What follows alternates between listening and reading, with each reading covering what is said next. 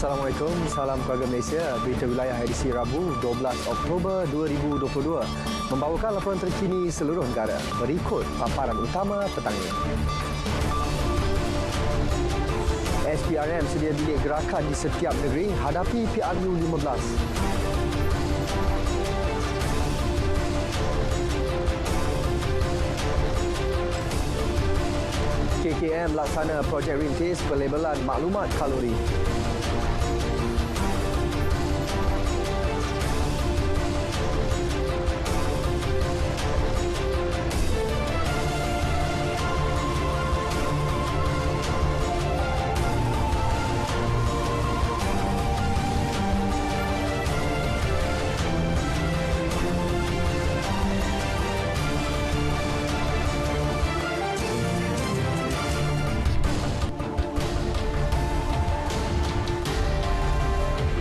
Langsung dari Sabah, Sarawak dan Terengganu mengisi paparan petang ini. Saya Sari Samsudin, terus setia bersama Berita Wilayah.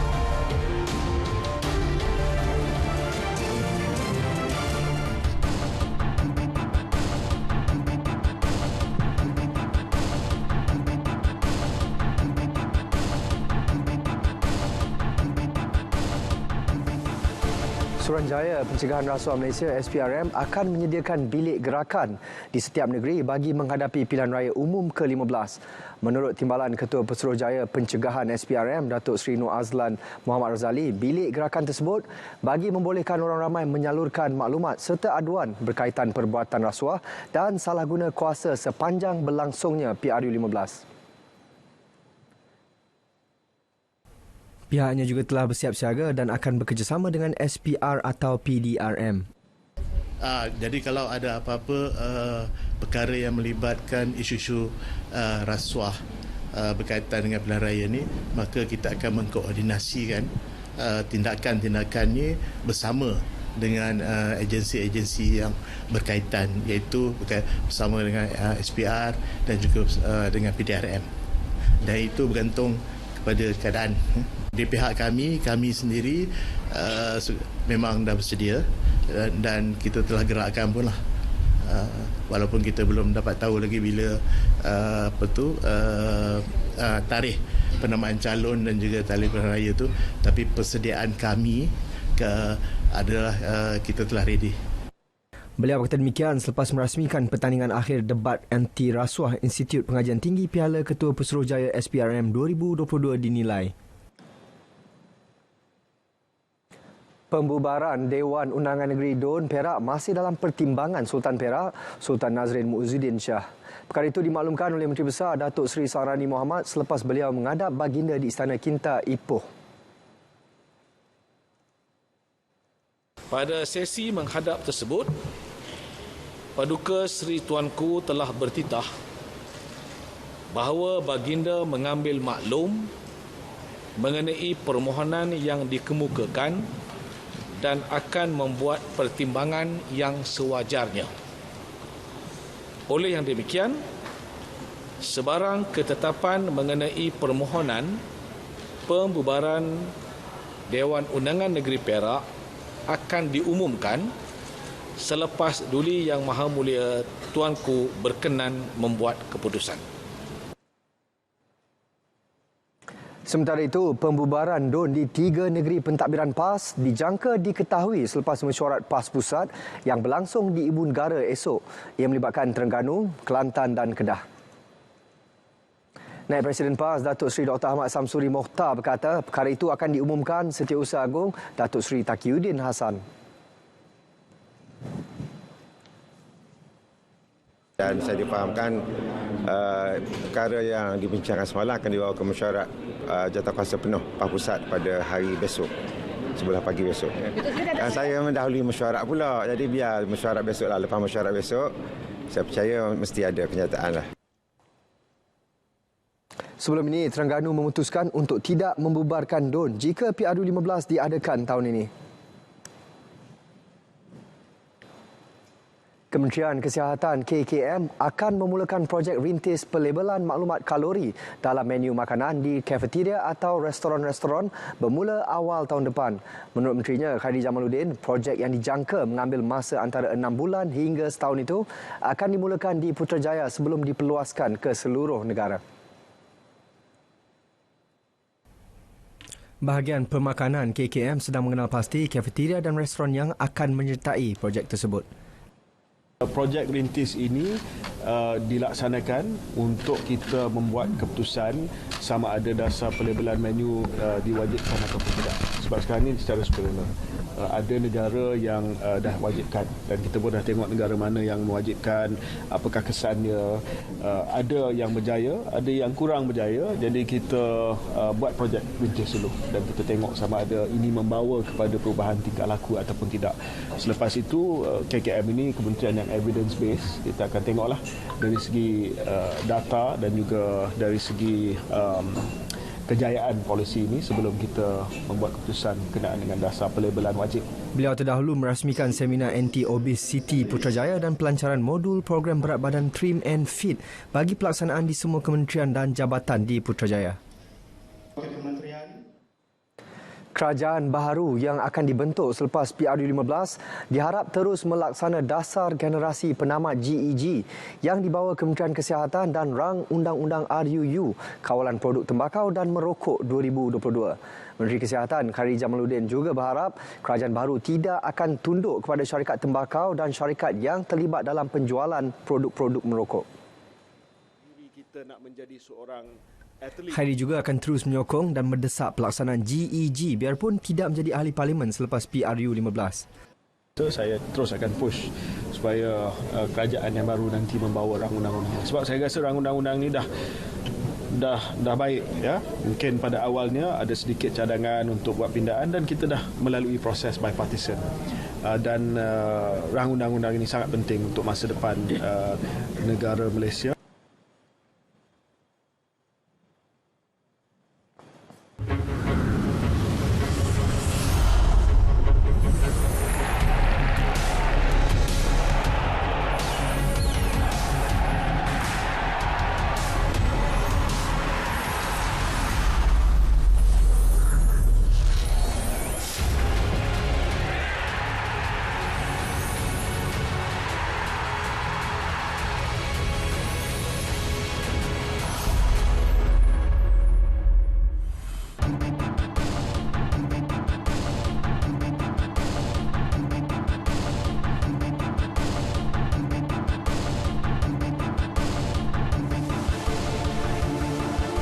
Fokus negeri di bawah bayung, banjir di Sabah pulih, semua pusat pemindahan sementara ditutup. Perinciannya bersama Anisia Dowles di Kota Kinabalu. Silakan Ann.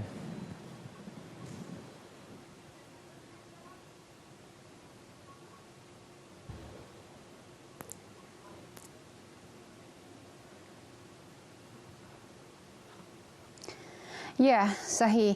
Keadaan banjir di Sabah pulih sepenuhnya apabila kesemua 3 pusat pemindahan sementara PPS ditutup secara rasmi 4.30 petang tadi. Menurut kenyataan Sekretariat Jawatankuasa Pengurusan Bencana Negeri Sabah, kesemua 122 penduduk daripada 32 keluarga dibenar pulang ke rumah masing-masing selepas mendapati keadaan banjir di kawasan terlibat pulih sepenuhnya. Kesemua PPS dibuka pada Ahad dan Isnin susulan hujan lebat berterusan sejak Sabtu lepas. Sementara itu, kerja-kerja pembersihan rumah penduduk terjejas banjir di Kampung Tobongon, Putatan kini mencecah 60%. Pegawai Kemajuan Masyarakat Petagas Muhammad Faiz Fikri Ismail berkata, kerja-kerja pembersihan pada ketika ini membabitkan bahagian dalam rumah yang dimasuki air berlumpur. Setiap kali banjir ni kita memang memerlukan bantuan dari segi peralatan untuk pembersihan rumah-rumah lah. Seperti water pump begitu. Selalunya memang itu yang betul-betul kita perlukan lah untuk mengatasi untuk aktiviti-aktiviti pembersihan lah. Beliau berkata demikian kepada pemberita RTM di Kampung Tebongon, Putatan. Beliau juga berkata proses pembersihan ini juga dijangka mengambil masa sekurang-kurangnya seminggu lagi dan tidak termasuk kerja membaiki kemudahan lain yang rosak. Dalam pada itu, Ketua Kampung Tebongon, Awang Jaya Madasin berkata sebanyak 180 lebih rumah terkesan banjir di kampung tersebut. Kurang lebih dalam 60% lah yang begitu. Tapi sampai sekarang pun masih ada yang masih sedang membersih rumah lah kan. Ada yang kaki tangan kerjaan, ada yang bukan kaki tangan kerjaan pun karena terpaksa mengambil cuti untuk membersih rumah masing-masing lah. Kerajaan negeri akan melaksanakan dasar inisiatif bagi memastikan pembangunan mampan sektor minyak sawit sekaligus menjadikan Sabah antara peneraju global dalam pengeluaran minyak sawit berdaya saing. Ketua Menteri Datuk Seri Panglima Haji Jinor berkata, inisiatif itu akan dijayakan melalui pelaksanaan serentak inisiatif bidang kuasa pensijilan kelapa sawit lestari RSPO dan pensijilan minyak sawit mampan Malaysia MSPO. Menurut beliau, inisiatif berkenaan bertujuan memenuhi piawaian meja bulat mengenai RSPO yang diiktiraf di peringkat antarabangsa. Justru kerajaan negeri konsisten dalam memperkenalkan pelbagai inisiatif bagi memastikan sektor sawit kekal sebagai pemacu ekonomi utama negeri. Katanya kerajaan Sabah juga akan meneruskan usaha meningkatkan hasil minyak sawit mentah sehektar melalui pertanian jitu, mekanisasi ladang, kawalan perosak dan penyakit. Datuk Haji Ji berkata demikian dalam teks ucapannya sempena persidangan dan pameran tinjauan harga minyak sawit dan laurit Malaysia Timur yang julung kali diadakan di Kota Kinabalu. Teks ucapannya disampaikan Menteri Kerajaan Tempatan dan Perumahan Datuk Seri Panglima Masidi Manjun. Semua calon bersatu Sabah yang bertanding pada pilihan raya umum ke-15 PRU 15 akan menggunakan simbol Gabungan Rakyat Sabah GRS. Presiden Bersatu Tan Sri Muhyiddin Yassin berkata bagaimanapun kemenangan calon GRS akan dikira sebagai kemenangan bersatu kerana ia adalah sebahagian daripada Perikatan Nasional PN. Whatever it is, I will give Datuk Haji Ji di prerogatif lah membuat apa-apa keputusan yang sesuai, tetapi yang penting yang boleh memberikan keuntungan ataupun faedah pada rakyat Sabah, yang memberikan faedah kepada Parti Bersatu. GRS kini dianggotai Bersatu, Parti Bersatu Sabah PBS, Parti Solidariti Tanah Airku STAR, Parti Maju Sabah SAPP dan Pertubuhan Kebangsaan Sabah Bersatu USNO. Dalam pada itu, Tan Sri Muhyiddin turut meminta Bersatu Sabah supaya segera mengemukakan nama-nama calon yang dicadangkan untuk bertanding dalam PRU 15. Mengenai Parti Islam Se-Malaysia PAS, beliau berkata parti itu kekal sebagai rakan kongsi penting dalam PN. Beliau berkata demikian kepada pemberita selepas mendengar taklimat dan mengadakan pertemuan dengan pucuk pemimpin Bersatu Sabah di Kota Kinabalu. Sebanyak 13 pelan tindakan dirangka dalam Pelan Pengurusan Rizab Biosfera Banjaran Keroka RBBC untuk memastikan objektif pelan itu dapat dicapai menjelang tahun 2029. Pengarah Taman-Taman Sabah Dr. Maklarin Laki berkata antara objektif utama adalah memastikan perlindungan biodiversiti, pembangunan mampan, penyelidikan dan pendidikan serta pembangunan ekonomi komuniti melalui ekopelancongan. RBBC merangkumi sebahagian daripada 9 kawasan pentadbiran daerah iaitu Kota Kinabalu, Penampang, Papar, Beaufort, Tenom, Keningau, Tambunan Ranau dan Tuaran. Beliau berucap sempena jelajah RBBC di Dewan Sekolah Kebangsaan Mandalipau Papar. Dalam pada itu, Ahli Dewan Undangan Negeri Adun Limbahau Datuk Juil Nuatim berkata jelajah RBBC memudahkan masyarakat mendapat pendidikan berterusan berhubung penjagaan alam sekitar sekaligus membangun sosioekonomi masyarakat Limbahau melalui industri ekopelancongan. Ya, memang akan beri impak kepada penduduk sekitar terutama sekali sebab kalau kita menjaga alam sekitar ini, kalau dijaga keroka ini, ia akan menarik minat kepada mungkin pelancong-pelancong dari luar dan juga tempatan. Perkara yang berkaitan dengan alam sekitar ini juga memberi impak kepada peniaga-peniaga ataupun penternak-penternak yang ada pada hari ini. Beliau berharap program seumpama diteruskan secara berkala agar pemeliharaan dan pemuliharaan alam sekitar di kawasan Dun Limbahau dapat ditingkatkan. Program Lead Tour di Langkawi Fan Ride Sandakan yang akan diadakan pada 23 Oktober ini menyasarkan lebih 500 penyertaan. Program diadakan bagi mempromosi kejohanan berbasikal bertaraf dunia Lead Tour di Langkawi yang sedang berlangsung di Malaysia berakhir 18 Oktober depan. Pengerusi penganjur bersama Panglima Wilayah Laut 2 Sandakan Laksamana Muda Sazali Shoaib berkata program ini anjuran bersama agensi awam dan swasta serta badan bukan kerajaan NGO di daerah Sandakan terdiri Tentera Laut Diraja Malaysia TLDM, Polis Diraja Malaysia PDRM, Majlis Perbandaran Sandakan, The Elopura Hotel, Restoran Sandakan dan Komuniti Berbasikal Sandakan. Kami harap program ini dapat dijalankan dengan lancar. Kita cadangkan dua event akan dilakukan, iaitu yang pertamanya fan ride di mana pelbagai jenis basikal digalakkan untuk terlibat. Yang keduanya adalah acara race dan kita akan perhalusikan di kawasan-kawasan tertentu dengan bantuan PDRM dan juga rakan-rakan marshal yang lain yang kita akan pastikan keselamatannya dalam keadaan yang terbaiklah. Beliau menyatakan demikian dalam sidang media program berkenaan di Sandakan. Penyertaan program berkenaan terbuka seluruh negeri Sabah dan pendaftaran dalam talian dibuka sehingga 20 Oktober ini. Baik, sekian perkembangan dari Sabah. Berita seterusnya kembali bersama Sahih. Silakan, Sahih. Terima kasih, Anne. Potensi Labuan sebagai hub maritim serantau semakin menjadi realiti setelah operasi sulung pemindahan gas asli cecair LNG dari kapal ke kapal STS di perairan Laut Cina Selatan itu. Ia membuka lembaran baru operasi STS LNG peringkat antarabangsa di perairan Pelabuhan Victoria.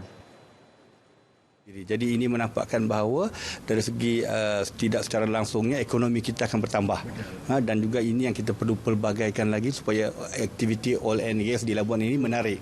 Pasal ini aktiviti yang baru dan saya rasa di pihak autoriti, di pihak perbadanan, pihak kesempatan dan juga agensi-agensi yang lain yang terlibat, kita cuba untuk mempermudahkan dan menjadi Labuan ini sebagai tempat menarik untuk aktiviti yang baru ini. Pemindahan gas asli cecair pertama itu melibatkan dua kapal LNG berukuran hampir 300 meter pada kedalaman 30 meter di zon Pelabuhan Labuan. This is considered to be a historic because it has never been done in the port. It's a very safe operation because we have the automatic identification system. At the moment, most of the operation on board has been done by our local captains. Mereka ditemui selepas menyaksikan pemindahan pertama daripada 26 pemindahan STS LNG Victoria STS Sdn Bhd dengan sebuah gergasi perusahaan minyak bertempoh 6 bulan. Seterusnya, kita ikuti perkembangan cuaca semasa bersama Pegawai Met Malaysia Sazlinda Hanif. Assalamualaikum dan salam sejahtera. Kita mulakan laporan cuaca pada hari ini dengan memberi penumpuan kepada amaran angin kencang dan juga laut bergelora bagi kategori pertama dan juga kedua. Itu melibatkan kawasan perkapalan yang telah ditandakan dengan warna kuning dan juga jingga. Ini melibatkan kawasan perkapalan Condor, Reef North, Layang-Layang, Palawan, Labuan dan juga Reef South. Amaran ini berkuat kuasa bermula daripada hari ini sehingga 15 Oktober 2022.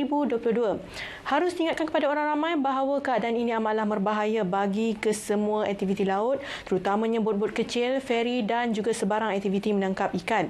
Selain daripada itu, Met Malaysia juga telah pun mengeluarkan amaran hujan lebat berterusan peringkat waspada melibatkan kawasan perairan negeri Sarawak dan juga perairan pantai barat negeri Sabah. Amaran ini pula berkuat kuasa bermula daripada 12 sehingga 14 Oktober 2022. Oleh demikian, orang ramai dinasihatkan untuk sentiasa berhati-hati, terutamanya bagi mereka yang tinggal di kawasan yang berkedudukan rendah.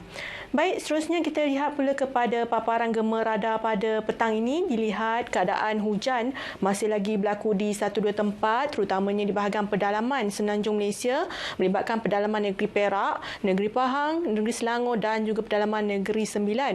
Hujan juga turut dilihat di 1-2 tempat melibatkan kawasan di sekitar negeri Kedah, negeri Kelantan Kelantan dan juga negeri Terengganu. Keadaan hujan ini dijangka boleh berlarutan sehingga ke lewat petang nanti. Baik, seterusnya kita lihat pula keadaan cuaca di sebelah Malaysia Timur.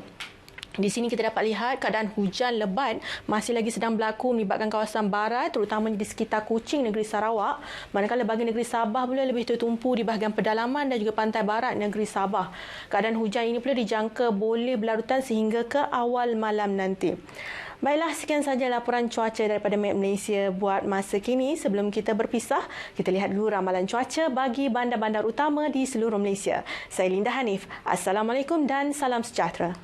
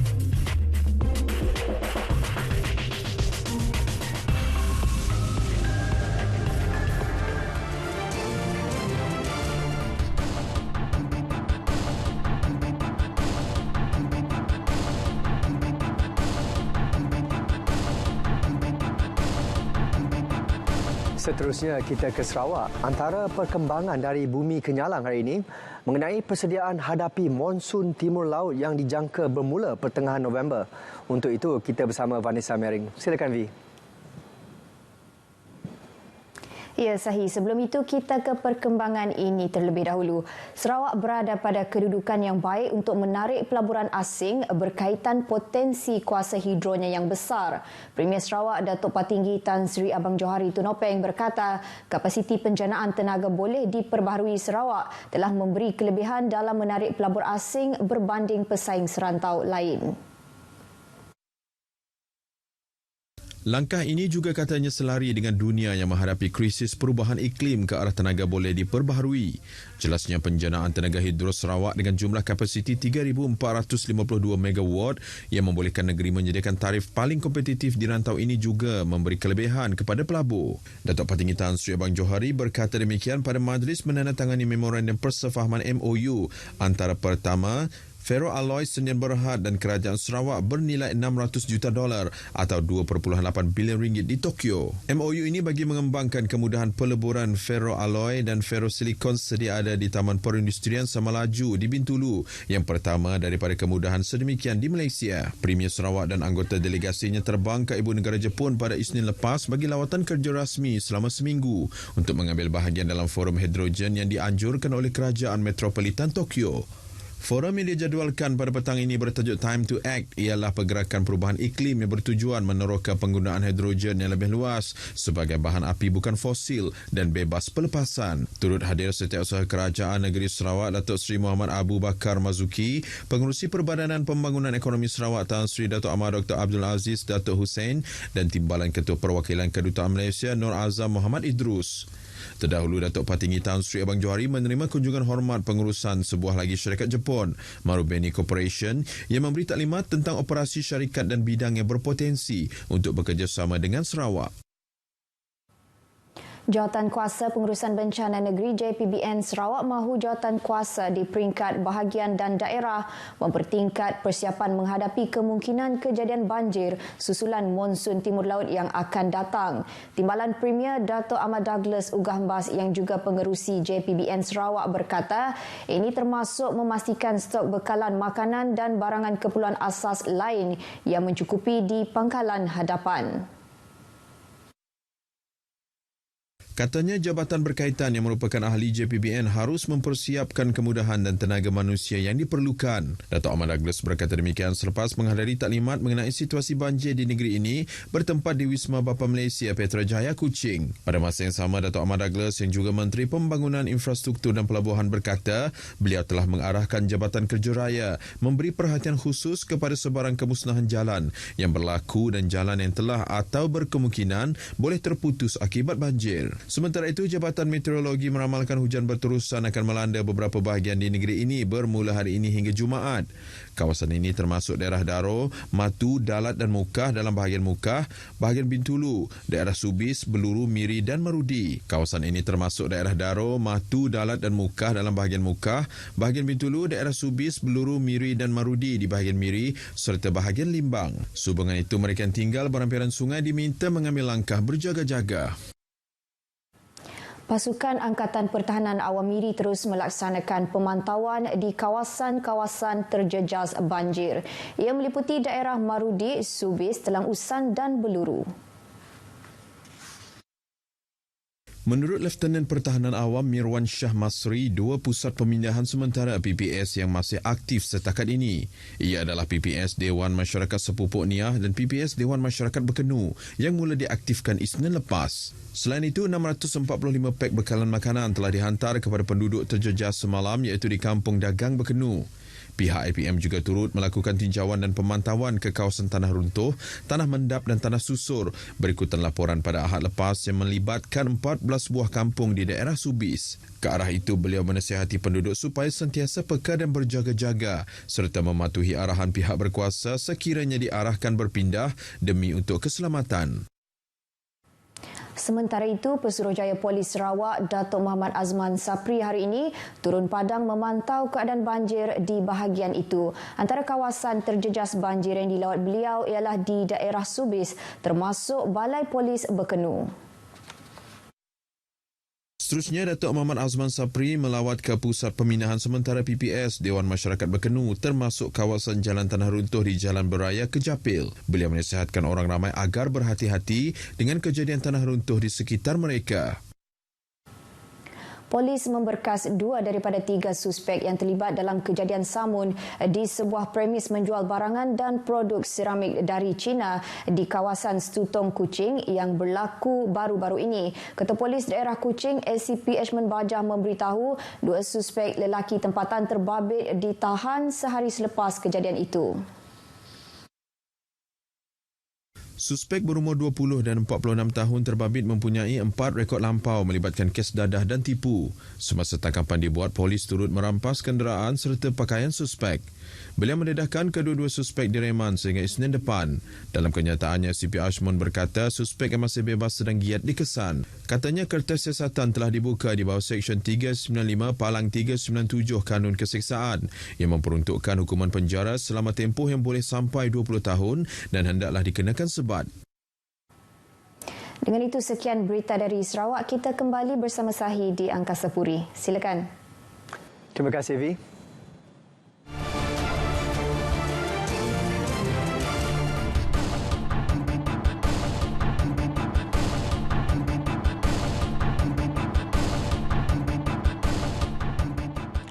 Peruntukan untuk persediaan menghadapi banjir menerusi bajet 2023 mendapat reaksi positif. Itu antara perkongsian berita dari Terengganu hari ini. Untuk perkembangan lanjut, kita bersama Muhammad Rashidi, Muhammad Isa. Silakan, Sidi. Terengganu menyambut baik pengumuman peruntukan RM174 juta dan tambahan RM400 juta kepada Agensi Pengurusan Bencana Negara NADMA sebagai persediaan menghadapi banjir. Ia disifatkan satu langkah proaktif kerajaan menambah baik keperluan dan kemudahan banjir. Pensyarah Ekonomi Fakulti Perniagaan Ekonomi dan Pembangunan Sosial Universiti Malaysia Terengganu, Profesor Nur Azura Sanusi berkata, ia boleh dimanfaatkan untuk bantuan makanan, pakaian, kemudahan asas dan infrastruktur.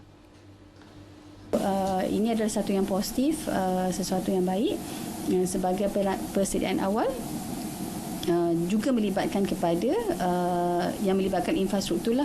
Contohnya infrastruktur, contohnya penambahbaikan kepada kawasan katakan saliran yang tidak baik boleh diperuntukkan untuk pembersihan dan sebagainya supaya persalinan berlaku dengan baik. Manakala peruntukan 1.1 bilion ringgit untuk menambah baik sekolah juga disifatkan sangat positif.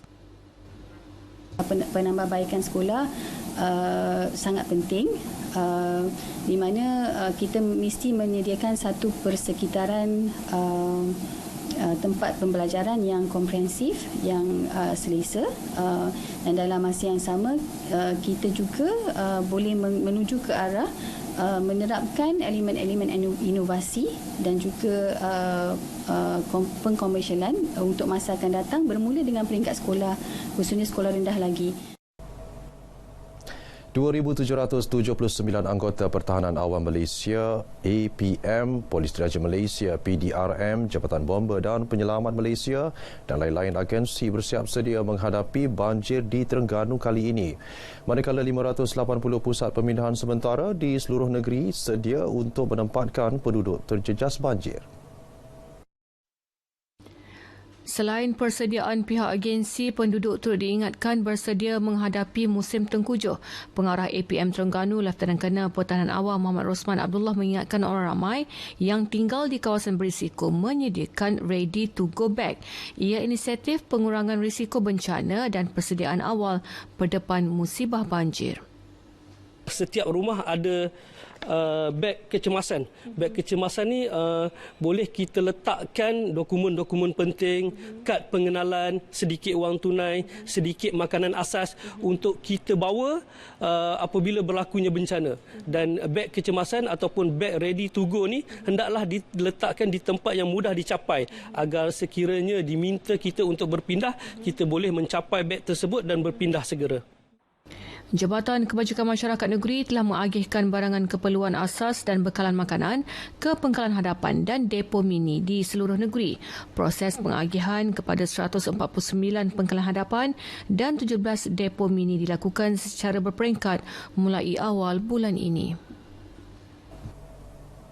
Universiti College Vestari UCB bakal menjadi pelopor Universiti Anak Yatim ASEAN apabila Taman Rimba ASEAN di Kuala Jengai Dungun siap dalam tempoh 5 tahun lagi. Kampus berkonsepkan tahfiz usahawan yang juga satu-satunya universiti wakaf di Malaysia itu menawarkan tempat kepada penuntut dari 8 buah negara. Presiden Peyatim merangkap pengerusi Lembaga Pengelola UCB Profesor Datuk Dr. Tengku Mahmud Tengku Mansor berkata, negara terlibat Malaysia, Indonesia, Singapura, Thailand, Vietnam, Brunei, Filipina dan Kemboja. Permulaannya 50 penuntut akan ditempatkan di kampus sementara selama 3 tahun mulai 1 Julai tahun depan. Taman Rimba ASEAN akan dibina di atas tanah wakaf seluas 560 hektar dilengkapi pelbagai kemudahan. Ia menjadi pemangkin usaha melahirkan pendakwah berkepakaran dalam bidang keusahawanan. Tapi kita ambil umur 13 tahun. 13, 14, 15 dia konsentrate untuk tahfiz 3 tahun full time. 16, 17, 18 usahawan. Usahawan 70% tapi 70. Tapi masa tahfiz itu 70%, 30 usahawan. Kita buat terbalik itu. Jadi dia balik negara dia besok, dia jadi imam, dia jadi pendakwah, tapi dia ada dia own business. Mana taklah dia minta duit zakat, minta derma, no. Beliau ditemui pada sidang media sempena Majlis Convocation UCB yang akan berlangsung di Kuala Terengganu pada 15 dan 16 Oktober ini. Sekian paparan dari Terengganu hari ini, kembali bersama Sahi di Angkasa Puri. Terima kasih, Sidi. Masih di Terengganu, seorang guru kelas agama dan Fardu'in Kafah dihadapkan ke Mahkamah Magistrate Marang atas pertuduhan menyebabkan cedera parah terhadap muridnya sehingga patah tulang kaki kanan. Bagaimanapun tertuduh Ahmad Mursyidin Abdullah, 37 tahun, mengaku tidak bersalah dan mohon dibicarakan selepas pertuduhan dibacakan di hadapan Magistrate Engku Nurul Ain Engku Muda. Mengikut pertuduhan, tertuduh dengan sengaja menyebabkan cedera parah terhadap mangsa yang berusia 9 tahun dengan cara mengangkat dan menghempasnya di atas sebuah kerusi kayu. Kesalahan dilakukan pada 6 Julai lalu di dalam kelas sebuah sekolah kebangsaan di Marang pukul 4.15 petang. Bagi kesalahan itu, tertuduh didakwa mengikut Seksyen 325 Kanun Keseksaan. Jika sabit kesalahan, boleh dipenjara sehingga 7 tahun dan denda. Mahkamah kemudiannya membenarkan tertuduh diikat jamin sebanyak RM4,000 dan menetapkan 17 November depan sebagai tarikh sebutan semula kes. Pendakwaan dikendalikan Timbalan Pendakwa Raya Rabiatul Adawiyah Muhammad Nur Lee, manakala tertuduh diwakili Peguam Abdul Hayy Salim.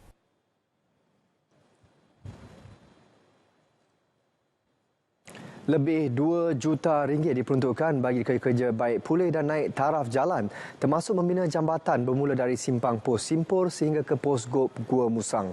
Pembinaan jambatan berkenaan bagi menggantikan jambatan yang runtuh atau tidak selamat. Adun Negeri Abdul Aziz Yusof yang telah meninjau sendiri keadaan jambatan berkenaan turut memaklumkan jambatan itu sudah tidak selamat untuk digunakan.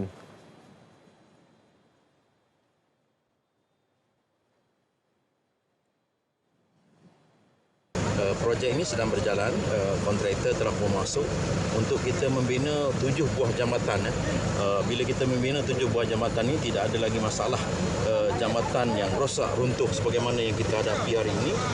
Jambatan ini runtuh dan ianya dibina oleh orang kampung. Apabila kita datang tadi, terpaksa kita nak baiki sebab banyak kenderaan yang nak guna jambatan ini, kita baiki. InsyaAllah dalam masa terdekat ini jambatan apabila siap nanti dia boleh kata memberi kemudahan bukan saja kepada penduduk tetapi juga kepada agensi-agensi kerajaan ataupun NGO yang ingin membuat lawatan ke posko. Projek pembinaan jambatan baru memberi kelegaan kepada penduduk kerana sebelum ini mereka telah lama bergadai nyawa melalui jambatan kayu.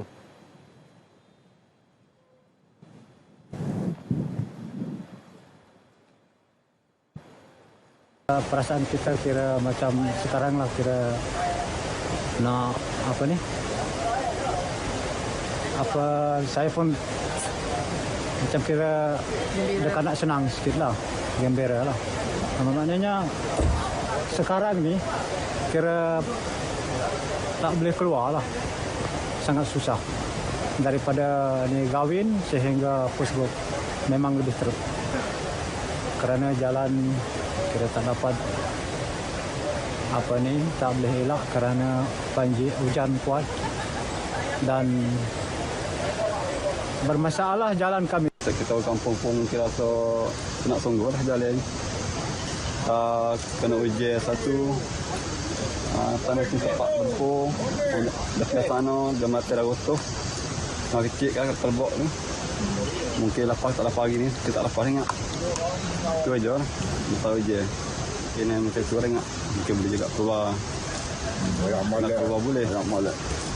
Masalah nak masuk mungkin tak boleh ni.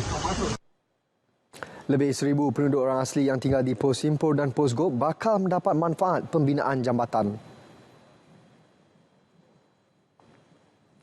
Mengubah lanskap persekitaran seterusnya mengembangkan sektor ekonomi dan sosial penduduk. Itu yang bakal diterjemahkan dengan terbinanya Hospital Maran berkeluasan 20 hektar.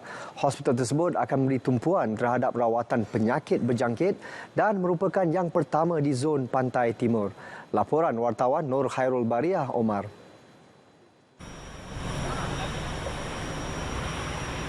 Dengan adanya Hospital Maran, ia secara tidak langsung turut menawarkan perkhidmatan lebih selesa kepada penduduk orang asli. Malah, lokasinya yang terletak kira-kira 2 km dari perkampungan mereka turut boleh membantu menjana pendapatan. Oleh kerana kawasan ini berhampiran dengan kawasan asli, lebih kurang 2 km lah, the longest distance daripada tapak hospital. Maka sudah itulah saya minta supaya kepimpinan masyarakat di situ, batin-batin, pegawai asli daerah memikirkan apakah potensial yang boleh dibangun. Yang boleh dibangunkan untuk kepentingan masyarakat. Masuklah dari segi infranya, dari segi pusat-pusat perniagaan. Kerana bila ada hospital nanti, kita ramai bukan saja pesakit tapi pengunjung-pengunjung. Kewujudan Hospital Maran juga dapat membantu meringankan beban masyarakat terutama dari segi kos dan masa kerana mereka tidak perlu lagi ke hospital di Kuantan, Temerloh dan Jengka. Dapat membina hospital di Maran yang berhampiran dengan kampung saya, di mana penduduk setempat tak perlu pergi jauh dengan itu, dia menjimatkan kos masa. Jadi selama ini kita pergi ke Temeloh ataupun Kuantan. Dengan adanya hospital berhampir dengan kampung ni, dapat memberi manfaat kepada penduduk dan kampung Batu Kelima dan sekitar daerah Maran, yang mana dapat menjimatkan masa. Bagi penduduk, mereka bersyukur dengan adanya projek pembinaan Hospital Maran seperti yang diumumkan dalam bajet 2023. Harapkan untuk kawan India kat sini boleh kemudahan tu segerakanlah, secepat mungkinlah. Seperti contohnya baru-baru ni mak saya operation, terpaksa kena pergi ke Kuantan. Kalau ada kat sini kemudahan tu, keperluan untuk kawan India ni berusaha tu secepat mungkinlah. Harap gitulah. Dan kita mengharapkan agar pembinaan hospital ini dapat dijalankan pada kadar yang segera, dan kita mengharapkan agar segala yang telah menjadi igawan sebelum ini menjadi bukti pada hari ini. Dia telah pun diluluskan dan menjadi kenyataan tidak lama lagi.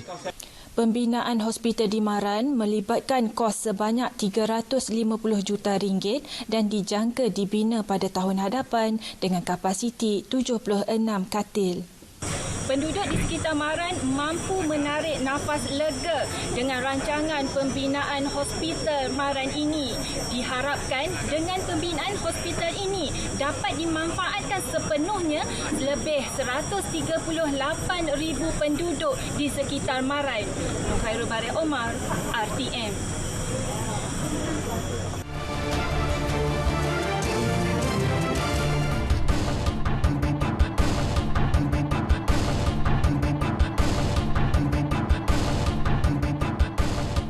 Sebuah chalet di Pantai Puteri Melaka dikesan membuat sambungan tidak sah dengan tujuan disyaki untuk mengurangkan pembayaran bil air.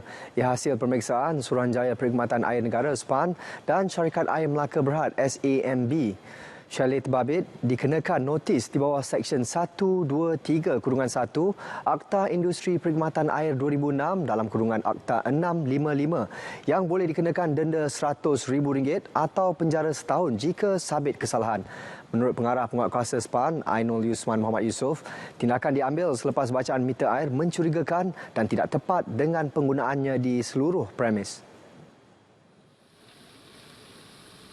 Berdasarkan rekod-rekod bil air yang telah dibekalkan daripada pihak SAMB, kami dapati ia ada mencurigakan. Di mana penggunaan air dari segi apa kita lihat, dia punya tapak tu penggunaan air yang amat tinggi. Tapi bila dilihat dari segi bil dia tidak tally lah, rendah lah. So kami suspek, kami syaki terdapat penggunaan secara tidak sah di situ. So pemeriksaan hari ini mengesahkan apa yang disyaki itu bahawa memang terdapat penggunaan persambungan secara tidak sah sebelum meter. Beliau berkata demikian selepas operasi kempen kesedaran dan pemeriksaan secara rawak di Pantai Puteri. Kempen akan diadakan di beberapa kawasan di Melaka selama 2 hari bermula hari ini. Pusat Pemindahan Sementara PPS Banjir di Sekolah Kebangsaan Bukit Mutiara, Johor Bahru, Johor ditutup secara rasmi 2 petang. Semua 17 penduduk terjejas daripada 3 keluarga dibenarkan pulang ke rumah masing-masing selepas banjir surut sepenuhnya. Jawatan Kuasa Pengurusan Bencana Daerah dalam perkongsian maklumatnya memaklumkan PPS tersebut mula dibuka pukul 10.30 malam semalam selepas hujan melebihi 2 jam menyebabkan paras air naik ke perkampungan Paya Kenangan. Sumber Jabatan Pengairan dan Saliran pula menunjukkan paras air di 3 sungai masih melebihi paras normal. Bacaan paras air Sungai Skudai melibatkan kawasan kampung laut dan pasir ketika ini 2.31 serta 0.28 meter iaitu pada tahap waspada. Manakala Sungai Tebrau juga pada bacaan waspada iaitu 1.83 meter berbanding paras normal 1 meter.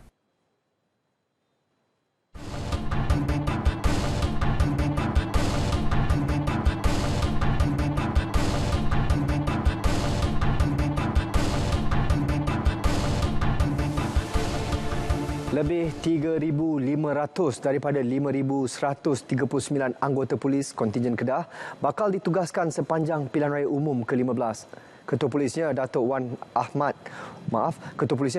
Hassan Wan Ahmad berkata keseluruhan keanggotaan itu bagi memastikan keselamatan dan proses pengundian berjalan dengan lancar. Selain itu, Polis Kedah juga akan memohon 1,000 bantuan keanggotaan daripada Bukit Aman serta Pusat Latihan Polis Pulau Pol, sukarelawan polis dan agensi lain seperti Jabatan Sukarelawan Malaysia Rela. Of course lah, kita tak nafikan penglibatan kalau kita ada kekuatan sekarang ni 5139. Tetapi kita tidak boleh pakai semua pasal kita pun ada tugas-tugas yang hakiki dan sebagainya. Yang kita boleh pakai sebanyak bukan 3,500 lebih. Tetapi kita juga ada elemen-elemen lain, tambahan, bantuan dan sebagainya. Memang kita akan minta bantuan daripada pihak Bukit Aman, lebih kurang dalam 1,000 lebih bantuan yang kita akan minta tambahan, dan juga bantuan terutamanya pihak rela pun terlibat, sukarelawan polis pun ada, dan juga pihak-pihak Pulau-Pol lah, pusat latihan. Kita pun ada pusat latihan di sini. Nah, so all in all kita akan pakai. Keseluruhan anggota itu kelak melibatkan lebih 6,000 anggota. Beliau berkata demikian pada sidang media Majlis Pelupusan Barang Kes Dadah di Dataran Kawat IPK Kedah. Pelbagai jenis dadah antaranya syabu, heroin dan ketum yang bernilai lebih RM1 juta akan dimusnahkan esok oleh syarikat yang berdaftar di bawah Jabatan Alam Sekitar. Warga Universiti Islam Antarabangsa Sultan Abdul Halim Muazzam Shah Uni Syams perlu meneruskan kejayaan dan kecemerlangan universiti. Sultan Kedah Al-Aminul Karim Sultan Salahuddin Almarhum Sultan Baldishah bertitah ia selari dengan hasrat universiti untuk melahirkan graduan berdaya saing dan ditunjangi dengan tekad, iltizam serta jati diri yang tinggi. Titah baginda yang juga Chancellor Uni Syam, kejayaan dan kecemerlangan yang dikecapi Uni Syam masa kini adalah hasil buah fikiran dan usaha oleh pelapor awal semasa penubuhannya. Tuanku Salahuddin juga menzahirkan penghargaan kepada bekas Menteri Besar yang ke-10 yang telah mencurahkan jasa kepada Uni Syam. Justru baginda berkenan menamakan bangunan Chancelori Uni Syam sebagai Chancelori Tan Sri Ustaz Azizan Abdul Razak. Titah baginda penghargaan itu akan menjadi cacatan sejarah kepada generasi akan datang. Baginda bertitah demikian pada istiadat Convocation Uni Syam kali ke-24 di Kuala Ketil. Seramai 1,382 orang graduan menerima ijazah masing-masing yang diadakan selama 3 hari bermula hari ini. Laman sesawang Price Catcher antara inisiatif Kementerian Perdagangan Dalam Negeri dan Hal Ehwal Pengguna KPDN HEP menjamin bekalan makanan disalurkan kepada pengguna. Manfaatnya memudahkan pengguna membuat perbandingan harga dan mengelak penipuan. Pengguna boleh melalui laman web ataupun web ini iaitu Price Catcher di mana boleh mendapati barangan-barangan dalam Price Catcher ini. Okey. Di mana setiap premis yang dibuat kutipan harga di samping barangan dan sebagainya telah diupload dalam Price Catcher itu tersebut, di mana melibatkan 400 barangan, di mana bagi memudahkan pengguna mendapati bekalan berada di mana dengan harga dan sebagainya, membuat bandingan harga dan sebagainya untuk memudahkan pengguna memastikan harga sama ada, membuat bandingan sama ada harga yang dipamerkan di premis itu adalah harga yang berpatutan ataupun harga membuat bandingan yang tinggi dan rendah dan sebagainya. Okey, jadi sekiranya pihak pengguna melalui laman web ini ataupun aplikasi ini iaitu Price Catcher, di mana ianya amat mudah dan berkesan sekali.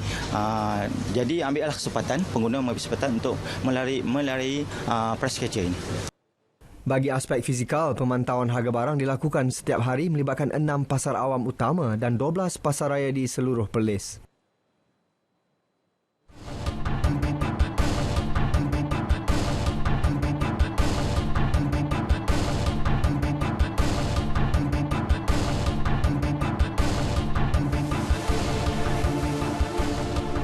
Perpaduan dalam kalangan umat Islam perlu diperkukuhkan demi membina ummah yang kuat dan teguh dalam menegakkan syiar Islam di negara ini. Timbalan Menteri di Jabatan Perdana Menteri Hal Ehwal Agama Datuk Ahmad Marzuki Syahari berkata, sekiranya asas itu kukuh, maka hubungan antara kaum dan agama turut sama dapat diperkukuhkan. Contoh tauladan yang baik yang ditunjukkan Nabi Muhammad SAW dan para sahabat sewajarnya diikuti dalam membina hubungan antara umat Islam dan bukan Islam selari dengan konsep keluarga Malaysia. Rasulullah SAW sentiasa memperlihatkan akhlak yang baik dan kebijaksanaan dalam menangani orang yang jahil tentang agama Islam. Latar belakang bangsa, agama dan budaya yang berbeza sudah tentu mempamerkan cara hidup yang berbeza. Akhlak Rasulullah SAW inilah yang sewajarnya dicontohi oleh umat Islam pada hari ini untuk menjaga keharmonian hubungan antar kaum. Umat Islam juga perlu dibangunkan dengan nilai-nilai akhlak Rasulullah SAW seperti kesabaran dan toleransi dalam menghadapi cabaran global. Beliau berucap merasmikan sambutan Maulidur Rasul peringkat wilayah persekutuan di Ibu Negara. Pada majlis tersebut, Pengerusi Jawatan Kuasa Penyelarasan Pendidikan Islam Kebangsaan, Majlis Kebangsaan bagi Hal Ehwal Agama Islam MKI, Tan Sri Ali Muddin Muhammad Dom dianugerahkan sebagai tokoh utama Maulidur Rasul. Penganugerahan itu sebagai tanda penghargaan di atas khidmat, bakti dan sumbangan beliau dalam memartabatkan syiar Islam dan pendidikan Islam khususnya di wilayah persekutuan. Manakala pekerjaan pembersihan syarikat pengurusan alam sekitar, Alam Flora Sdn Bhd, Arbani Talib pula menerima anugerah khas individu. Program turut dimeriahkan dengan aktiviti selawat dan perarakan lebih 600 peserta daripada 22 kontingen agensi kerajaan dan swasta. Kekalkan bangsa Malaysia yang bersatu padu menerusi nilai-nilai murni yang terkandung dalam setiap agama. Demikian Titah Sultan Selangor, Sultan Sharafuddin Idris Shah sempena lawatannya baginda ke Institut Kefahaman Islam Malaysia IKIM. Perpaduan masyarakat berbilang bangsa di negara ini melambangkan keharmonian masyarakat dan kemakmuran negara. Beta tidak menafikan bahawa setiap bangsa dan agama yang dianuti oleh masyarakat di negara ini adalah berbeza.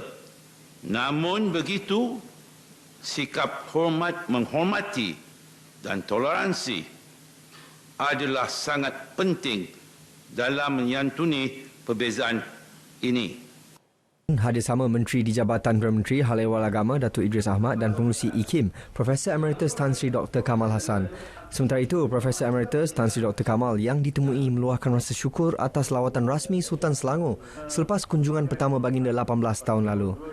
Kedatangan Duli Yang Maha Mulia buat pertama kali ialah pada tahun 2004, iaitu beberapa tahun dah, lebih pada 10 tahun ya. Dan IKIM sudah berkembang, maju dan terkenal di rantau ini dan juga di luar negara. IKIM kini 30 tahun semakin dikenali termasuk di peringkat antarabangsa menerusi beberapa program yang diperkenalkan. Antaranya program wawancara duta-duta dari negara-negara Islam seluruh dunia menerusi The World Today. Usaha mempercepat pertumbuhan ekonomi digital negara diperkasa melalui Minggu Digital Malaysia MDW 2022. Selain mempamer kekuatan Malaysia dalam sektor berkenaan, ia berupaya merangsang perkongsian idea dan kerjasama dengan pemain industri. Malah aspirasi di bawah Malaysia Digital itu juga mampu menarik pelaburan asing dengan negara memainkan peranan utama dalam revolusi digital global. Menurut Ketua Setiausaha Kementerian Komunikasi dan Multimedia, ini merupakan sebahagian hasrat merealisasikan Malaysia sebagai hub digital ASEAN 2025. And Salam Horizons, when we sit in session, we look at developing the industry. And then, working with the tech giant Huawei, will be launching a white paper entitled Malaysia Towards Becoming ASEAN Digital Capital. This paper has identified Malaysia's key strengths and opportunities both internally and around the region. It also outlines the building block for Malaysia to achieve its vision of becoming a regional powerhouse in the digital economy. I can assure you that their insight will serve to bolster Malaysia's unique value proposition to all stakeholders. Beliau berucap sebelum merasmikan MDW 2022 di Ibu Negara.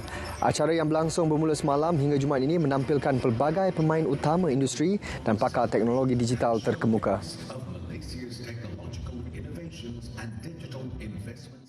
Peluang Negeri Sembilan FC NSFC kesaingan Piala Konfederasi Bola Sepak Asia AFC 2023 masih terbuka selepas mencatatkan kemenangan ke atas Melaka United FC 2-0 semalam. Jurulatih K. Devon berkata pasukan itu perlu memenangi perlawanan akhir menentang Sri Pahang FC 15 Oktober ini bagi mendapatkan